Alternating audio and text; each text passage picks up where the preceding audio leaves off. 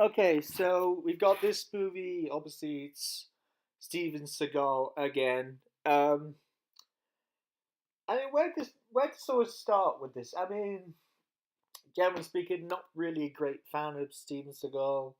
You know, as I've said before, he's terrible in some films and okay, but sort of slightly wooden. And again, I think it's very much like a Steven Seagal film. There's the action thing. There's the sort of stuff about let's kill somebody, let's do this. But obviously, a little bit different here now that he's supposed to have lived in Tokyo since he was young, which I find a bit hard to believe. Um, so that's a bit like, okay, what? Um, there are problems. I have to say, it's not terrible. I mean, I expected it to be really crap and kind of like, oh, I don't know, where's this gonna go? Because it's trying to be that kind of Yakuza movie. Is it gonna fall apart and be so bad it's good, or just so bad it's bad? But here's the problems. There's no chemistry uh, coming off from him with Nikito, whatever her name was.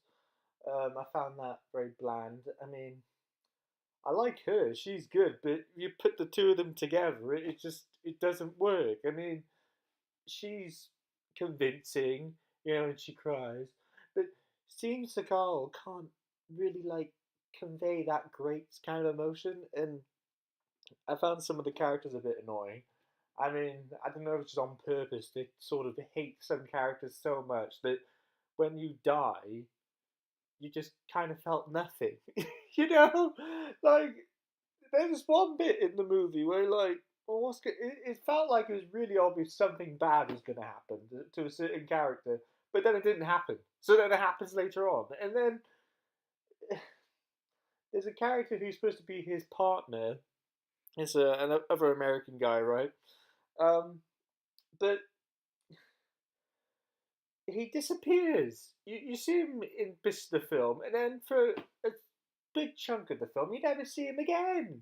I'm not going to say what happens to him, but if he lives or dies or whatever. But I found that ridiculous. And then the supposed one of the bosses, the big bad bosses, because there's sort of the thing with the good side of these guys, even though they're trying to work together, um, they don't get on with each other, and there's different bosses. But there's like one main sort of boss, and it'll do with letters K and stuff like that.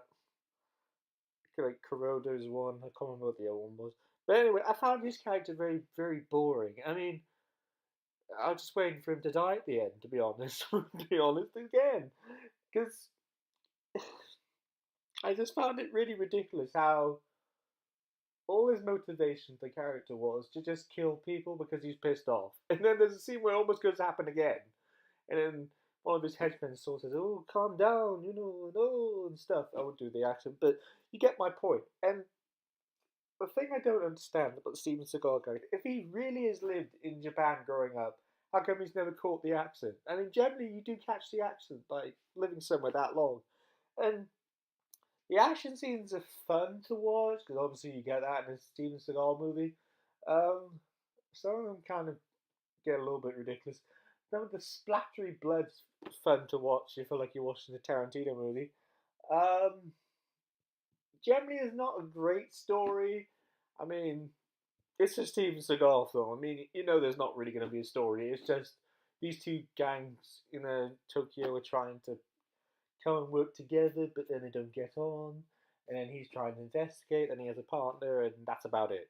And obviously, there's some romantic thing going on between Nakito and Seagal, but I don't really buy it from his point of view, to be honest. And I kind of feel like it would have been nice if you actually had more scenes with Seagal talking with his boss, because I felt like that was kind of pushed to the side. I mean, he literally says like, "Leave me alone, I'll get on with it," and that's literally what happens during the movie because you don't really see him a lot, and they don't really seem to communicate a lot. And I found that kind of a bit of a joke, to be honest, because I just came across like Seagal just sort of put that into the script, like, "Oh, I don't really want to know," And that's kind of a common trait in quite a lot of his films that there'll be someone who has authority, but he doesn't want to know, you know.